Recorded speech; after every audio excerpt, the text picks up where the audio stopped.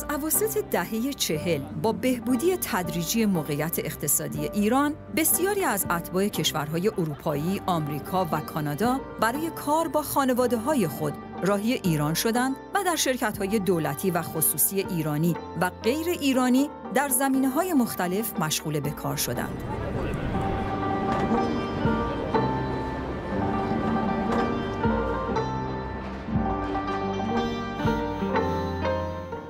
خارجی هایی که اون روزها به ایران سفر می‌کردند، ایران کشوری بود با تاریخ و فرهنگ کهن و زیبایی‌های افسانه‌ای شرقی و در عین حال کشوری مرفه، امن و باثبات که با سرعت به سمت مدرنیزه شدن می‌رفت.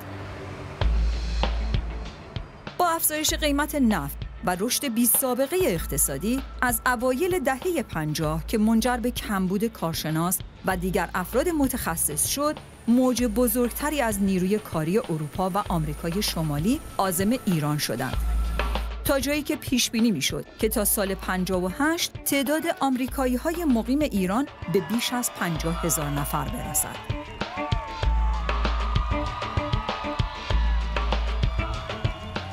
در سالهای دهه 50 به غیر از توریست‌های خارجی، دیدن خارجی‌های مقیم ایران در نقاط مختلف تهران و شهرهای بزرگ دیگر مثل آبادان، شیراز و اصفهان در رستوران‌ها، خیابان‌ها و در صف نانوایی‌ها بسیار عادی بود. فیلمی که می‌بینید در مورد خاطرات و تجربیات یکی از این خانواده هاست که اون روزها در ایران اقامت داشتند. سلام، حال شما چطوری؟ I'm a Canadian, Ken Rusk. I live in Toronto, and when you walk into my apartment, you'll see artifacts of Iran all around me, and all of these have a story attached to them.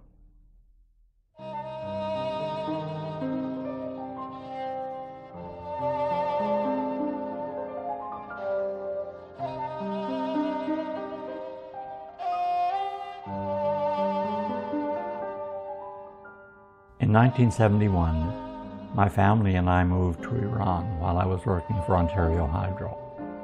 In those days, due to a spike in oil prices and Iran's strong relationship with the West, Iran became one of the wealthiest countries in the region. Infrastructure systems in Iran required major improvements, and the King of Iran wanted to develop the country very rapidly and hired international companies as contractors to help modernize the country. Ontario Hydro was one of those companies.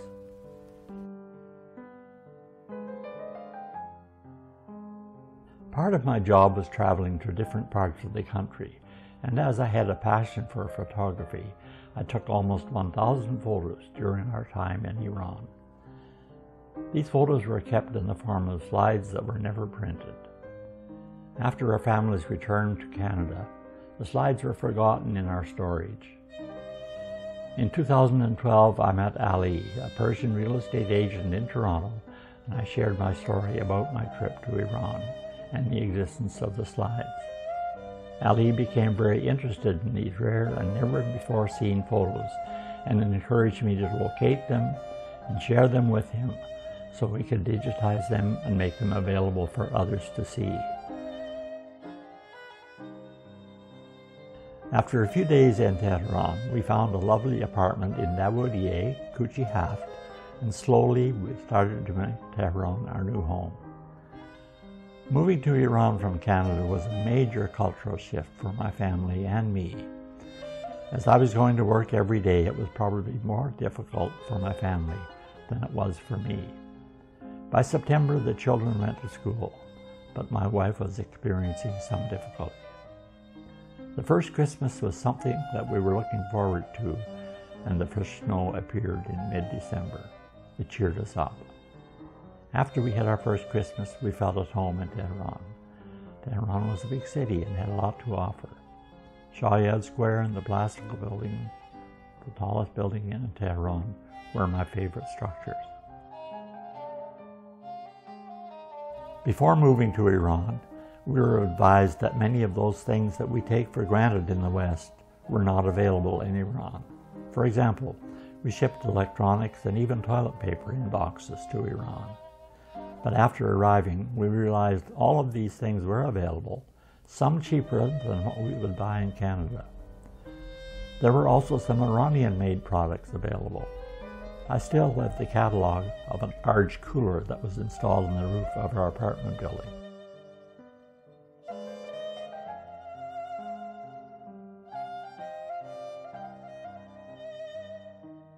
We bought the art that we had in our living room in Tehran 50 years ago. They showed Mount Damavand, a beautiful mosque, and a few camels. These are the scenes that we could see often in our daily lives in Iran. I like them as they take me back to the times we had in Iran. I recently found my highway map of Iran, along with lots of travel pamphlets from all over the country. In those days, the king wanted to promote tourism in Iran for foreign visitors, and there was always plenty of travel information available for us to use.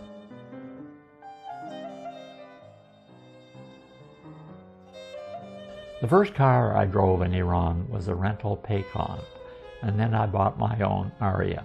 The Aria was assembled by Pars Khodro in Iran with parts imported from American Motors in Brampton, Ontario, Canada. It was a nice car. Ali also found a 500 Riyals traffic ticket that I got in Tehran. Let's hope I paid it off.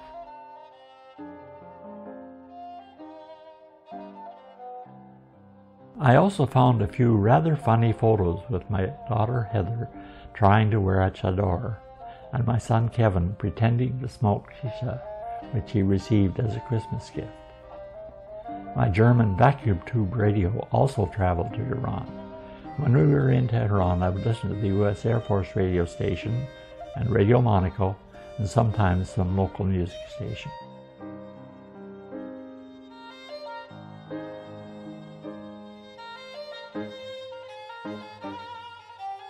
My wife Lois was a member of the Canadian Women's Club of Tehran.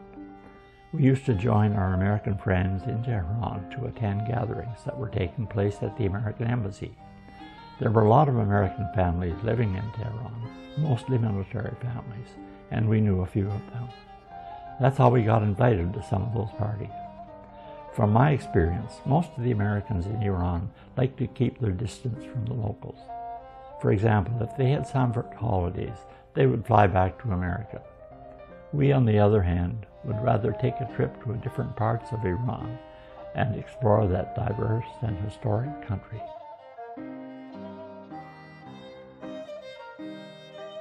I still have my parents' expired passports with their Iranian visas issued on them. They traveled to Iran in the spring of 1973, and they really enjoyed themselves. We traveled to the north, and we stayed at Hotel Ramsar in the Caspian Sea.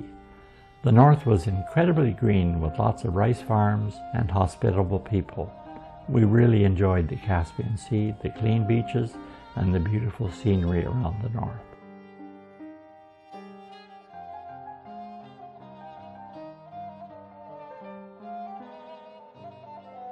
Among all the cities we visited in Iran, Shiraz was a city of love and poetry. Hafez and Saadi, Iran's two most important poets, were from there, and both have sumptuous tombs in the city set in vast gardens. These tombs are never without visitors all day long.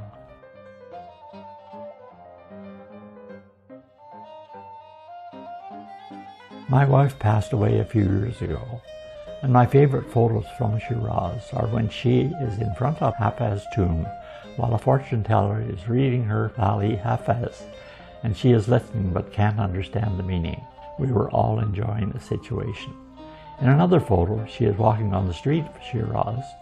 There are people on the street from all walks of life minding their own business, and she was very comfortable walking among them.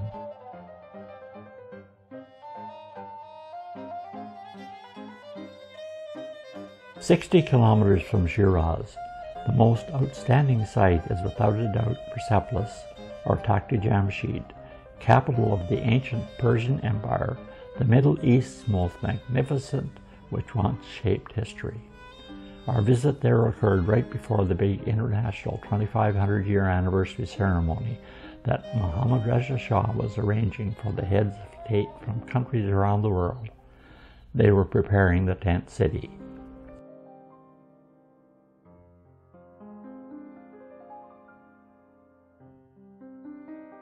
We went to Tabriz at Nowruz. It was one of the oldest bazaars in the Middle East and the largest covered bazaar in the world. We met Mr. Vijay, who was an Armenian silversmith and who was a very pleasant man. He showed our kids how silver was being made. I still have that silver. Some of them have the Iranian rials with the picture of the King of Iran on them.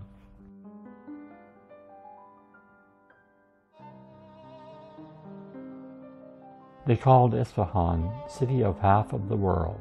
Isfahan was once one of the largest cities in the world. The city's past glory was reflected in their astonishing architecture and impressive squares and tree-lined boulevards to covered bridges, palaces, and mosques. We crossed the incredible bridge of 33 arches, and it looked even more stunning in the daylight. Rows of what seemed like countless arches, water rushing below was the Zaranda Rood.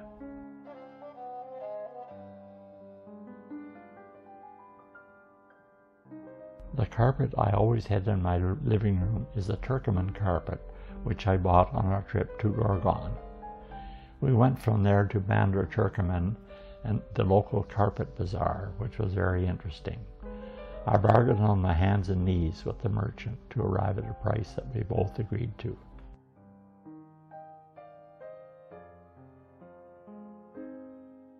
Along in our search, I found a lot of items we brought from Iran, including a few copies of the newspaper that I used to read every day in Iran, along with old letters we exchanged between Iran and Canada. I also found some Iranian rials in my khatam box, and we kept them when we came back to Canada. $1 Canadian was around 75 rials.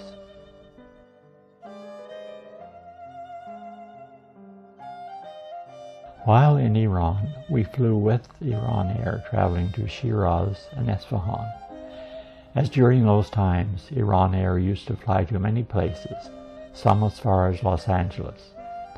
On our way back to Canada, as we really wanted to visit Israel, we used Iran Air and flew directly from Tehran to Tel Aviv. I always wanted to visit the Iranian Plaza, located in the northern part of Toronto, and recently I was looking for a reliable place to wash my Turkoman carpet. He suggested that we should take it to a good carpet store that he knows close to the Iranian Plaza, known as Tehranto. Today we are heading there to experience Little Tehran in Toronto. According to Ali, Tehranto is the center of the universe for Iranian expats across Toronto and beyond. Apparently, anything you find in Iran, you will find there. We are also going to do some shopping at the Persian supermarkets, maybe have kebab for lunch, and see what else we can find there.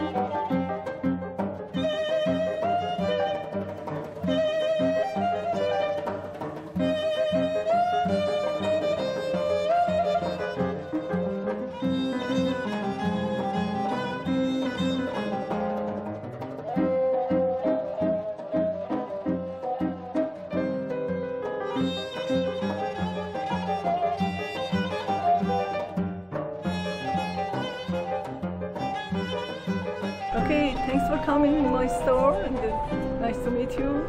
Well, It'll be a pleasure to be here. It was very much a pleasure for me. Yeah, It's thank like you. it's like Yeah. like old home almost, you know, really. Yeah. Thank you. It's a treasure that I didn't really know. Well, I'd heard about it, but I didn't know it existed like it does. Yeah. And we're going to take some Barberie with us, and maybe Sure. some Bread lavash. and We'll the see. lavash Yeah. bread. Yeah. Yes. Okay, thank Okay. you. And thank you again. Merci. Merci. Merci. Merci, ممنون.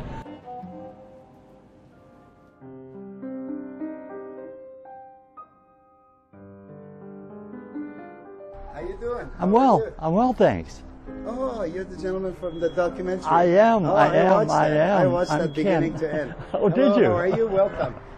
Well, this Come is on in. this is going to replace that. Oh, hopefully. okay. Hopefully. Excellent. Well, that's a Persian right That's there. that's This is Turkmen, yeah? That's my Turkmen. Yeah, it's beautiful. It's a wool on wool. It's excellent. Sir, this is a wool on wool Yes.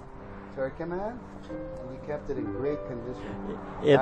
It's a very close to a 4x6 size. Yes, it is. Yes. And it's strange because Turkmen makes that size, but in Iran they usually go 1 meter by 1.5 meter. Okay. Okay. So okay. it's and people like the geometric. It's not Oh, so feminine. that's what I love. Yeah. Yeah.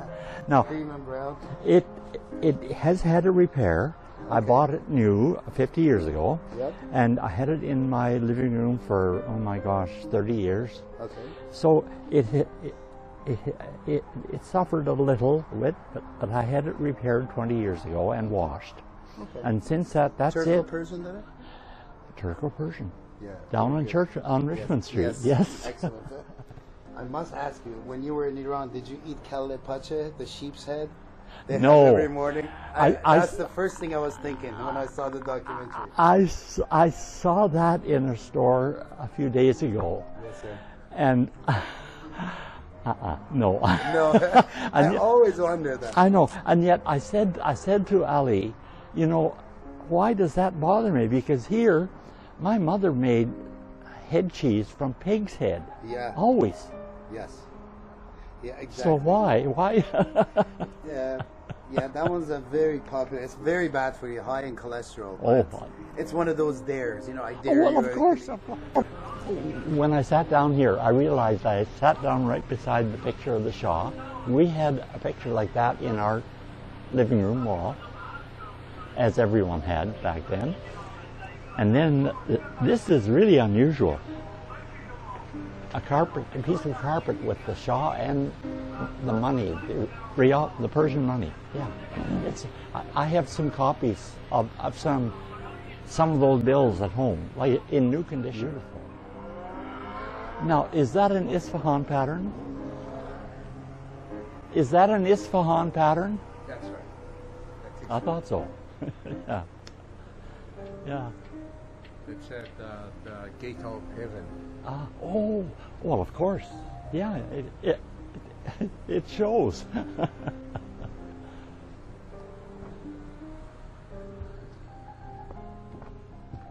Carpets, and carpets. Yes, we're carpet enthusiasts. How does one choose? Well, I know how one chooses. I fell in love with my Turkmen carpet. Everybody has a favorite type of rug. Yeah. And nobody likes all the rugs. Some Well, people it- only love Turkmen. Yeah, yeah. Some people only love Isfahan. Yeah. So they're experts in one field. Yeah, you know? yeah. That's also hand knotted, hand sculpted. Oh, Tabriz is it? with silk foundation. Wow. Yes. Wow. It's not like a copy. That detail of that is so fine. Very Yes. Oh, yes, Oh, my yes. goodness. And so much has changed. I worry. I'm concerned about that. But Have you been with Faratiba over there? Did you meet her? The Shahbanu, the queen? Oh, yes. Not close, Not close. because we had to stay back. We knew. I always had my camera, Yeah. which meant I had to stay back from ceremony like that. Out in the country, I used a telephoto lens, a 100, 200 millimeter telephoto lens, so I could take a picture like across the street without someone knowing. How lucky But you are. not around the royal caravan. No way. You haven't. Well, we learned very quickly to be careful about that sort of thing. We were guests of the country, and I knew how quickly we could cease becoming guests. For that reason, Jimmy Carter damaged that. Yeah. I've got to go. Yeah. بچه‌ها در عقب میتونید برین ها.